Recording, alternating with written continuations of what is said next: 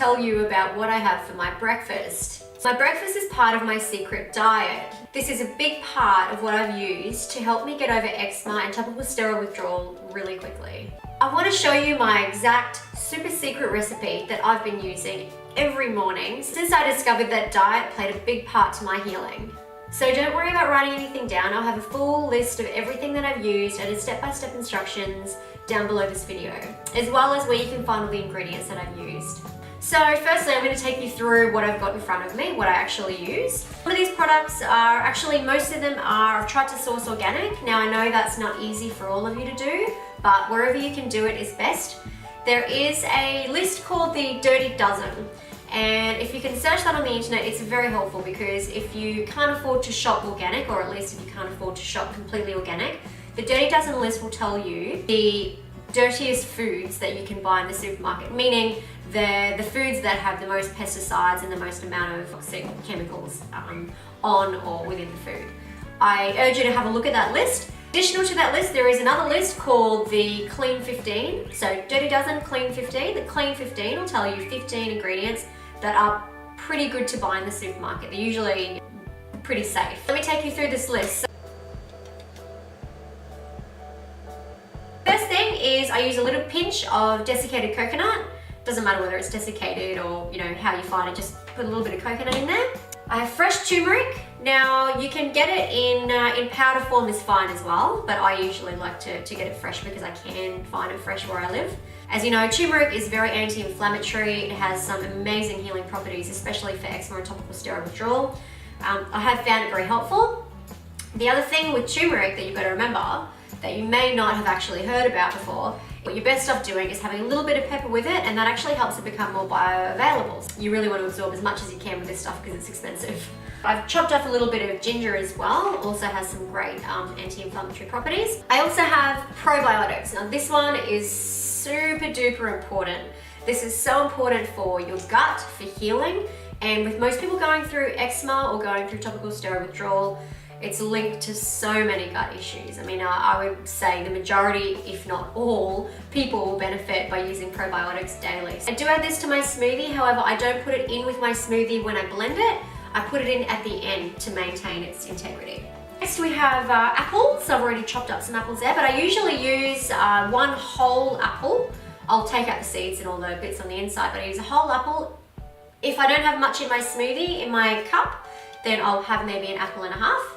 But apples are very, very, very good for you. Next thing is seeded grapes. I only have a little bit here. Now, one thing about seeded grapes is they can be high in histamine. So if you're trying to avoid a histamine heavy diet, then I would suggest not using grapes. But if you can handle grapes and berries, I highly recommend using them because they're just packed full of nutrition, they're full of fiber, they've got some really amazing qualities for healing eczema.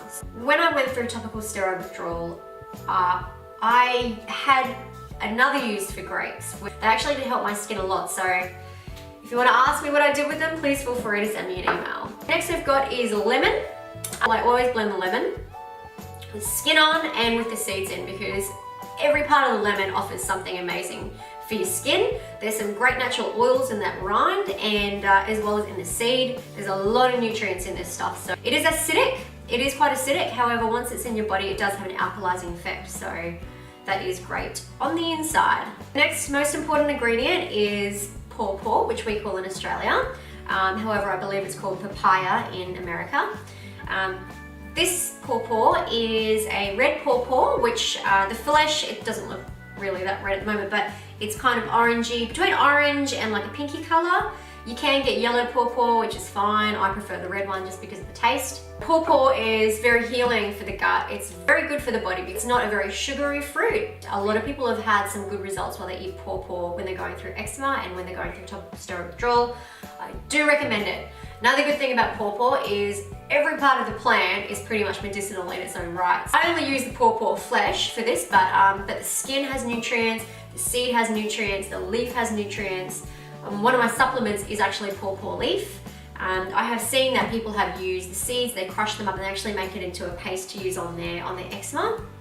I've never tried it, so I can't really vouch how good it is, but I know that the pawpaw is just a very healing plant and a very healing fruit. So definitely get some pawpaw or papaya into your smoothie. So the next thing I have is rock melon.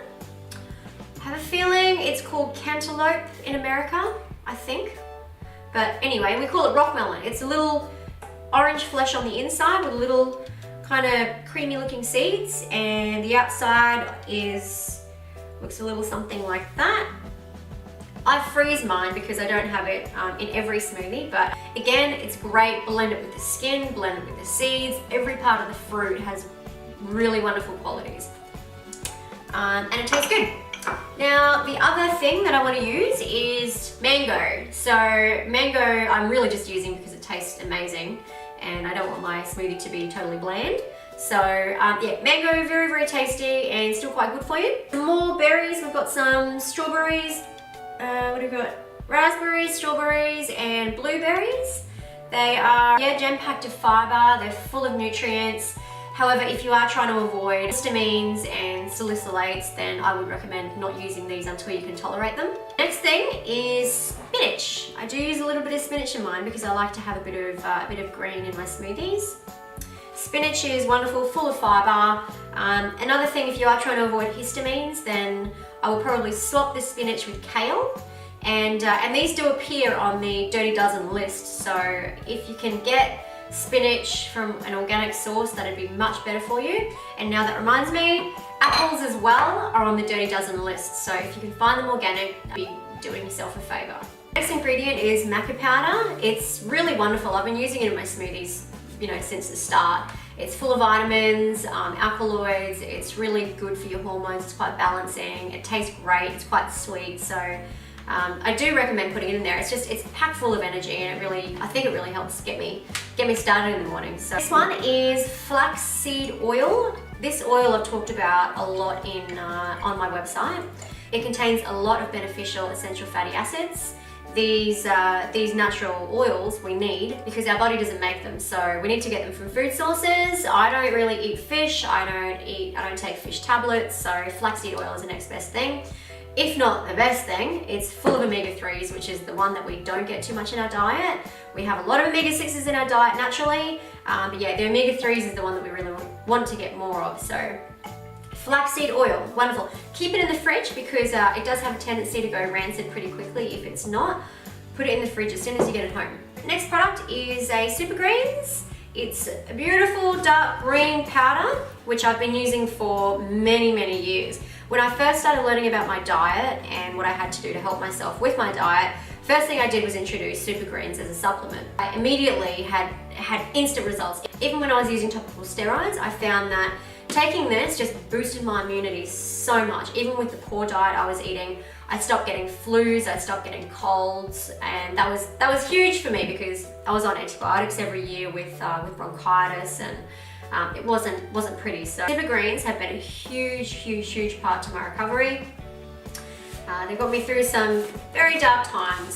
So I say Super Greens, that's what this brand is called, but the main ingredients that you want to find in a green formula, in a green powdered formula, is definitely spirulina, definitely chlorella, and barley grass and wheatgrass if you can find it in a mix. So this particular brand, it's taken me a while to find the right brand that works for me. I prefer to have something without yeast in it, and a lot of Super Greens do have yeast, and yeast is a known aggravator for eczema. So I recommend reading the labels and trying to avoid any yeasts or active yeasts. You'll be better off. And last but not least, banana. Banana is just delicious. Banana is wonderful. It's filling, good for your gut, and it's just packed with nutrients. So let's get started. Those berries in there, gonna look good. Banana. Get some banana. Everybody like banana.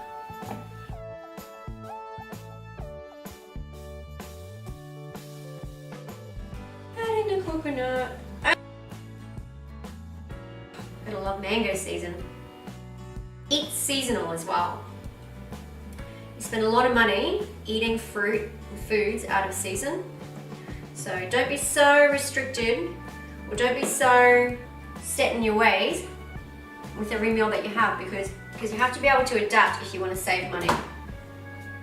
Because these diets, when spending money on organic food can be expensive. So I just put in water just there.